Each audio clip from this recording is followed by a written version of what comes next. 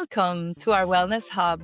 My name is Moni C. I'm your host and mindset coach. I help women who need direction, confidence, and purpose by giving them actionable tools to improve their lives. I also interview experts in the field of health, wellness, healing, and mindset to offer additional support to people in their journeys of healing and improving their lives. Today's special guest is Bernice McDonald. She's a life strategist and author of the Little Books of Courage. Bernice, thank you so much for being here with us today. Tell us a bit about yourself and what are you doing today to help people from around the world? The floor is yours. Well, thank you, Moni. It's wonderful to be here. I really appreciate the invitation. I love to talk about what I do because it absolutely transformed my life. And I have found a way to help women to stop trying to be not enough and instead to become brave enough. So that is why I talk about courage. And I have a very simple formula that they follow. This is something that has come out of the journey of my life. What led you to do what you're doing today? Well, I was raised in a pretty strict environment when I was a child. And you know how many of us, and some of us are probably more sensitive than others. I came out of my childhood believing I wasn't enough. I was raised it was the time when, if you were raised in the church, there were a lot of rules. And you didn't break those rules, right? And there was a standard that people had to live by. And I, as a little girl, took that all in and took it to mean that I was always breaking those rules. And that must mean that I'm not acceptable and I'm not enough. And so as I watched the adults around me, fast forward to my 19th birthday, I actually cried the whole day every time somebody would say happy birthday because I looked at the results in the adults' lives that I knew, and they probably were only like 40 at the time, our parents, aunts, and uncles. And I saw that there was a lot of anger, a lot of bitterness in them. And I actually would just say to God, I don't want to grow up. If I have to be like that, I don't want to grow up. And remarkably, and I really believe I heard that voice. It said to me, so don't be. And that began a quest for me to find that happiness on my own terms, to learn to be somebody that was embracing life, was different than the adults that I knew. Now, unfortunately, that same not enough message or feeling was still running underneath my life. And it actually led me into a marriage that wasn't right for me. I was married for 24 years, trying to be enough in that marriage.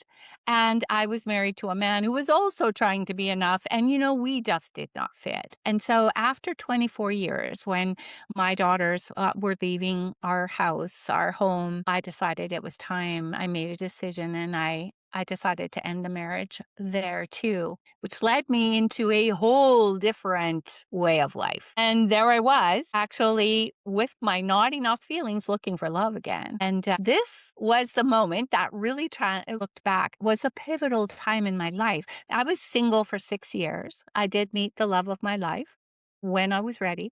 However, in that time, I had to date, right? Because I had this desire to be in love and to be loved. And so I wanted to find somebody that would do it better than my ex husband had.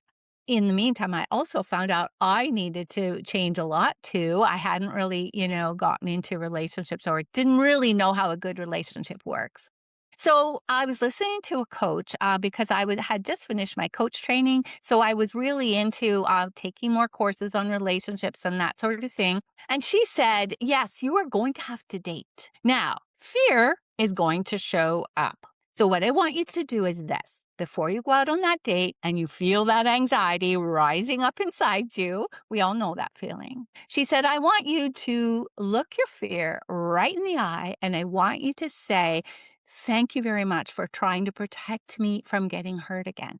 But I want you to go over there in the corner and eat a cookie because I need to go on from here. I need to make the decisions. I need to grow and I need to go on this date if I'm going to find the love of my life.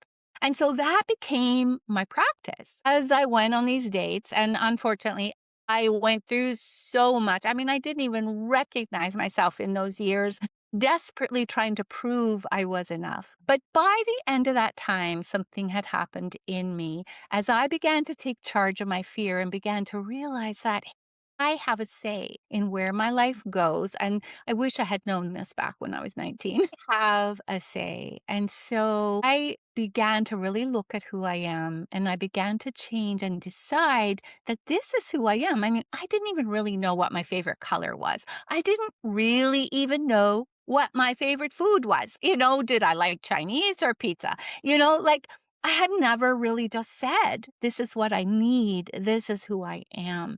And so by the time I met my second husband, and I'd been praying for a knight in shining armor, I said, there has to be one out there somewhere, right?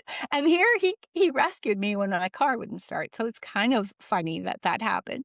But we met and we just clicked and I became like I was myself. And I saw like every time fear would show up in our relationship, I would recognize that fear and I'd know it was fear talking and I'd say, thank you very much, fear, but I want you to go over there in the corner and eat a cookie because I need to go on and I need to address this. I'm the one in charge. And so, really, that became it. I was coaching at the time. I had to have a full time job to survive. So, I was coaching on the side. But, the women I was working with, what I observed is that that not enough message is huge. It's always there for us.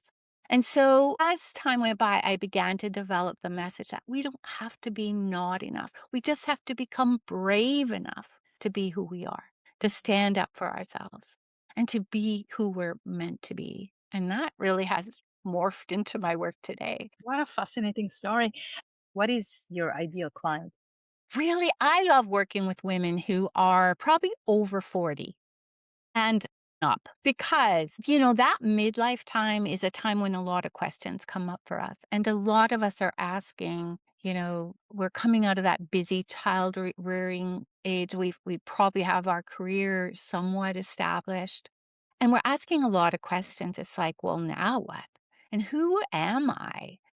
That's the time when we really have choices, and I see a lot of women being held back by their fear.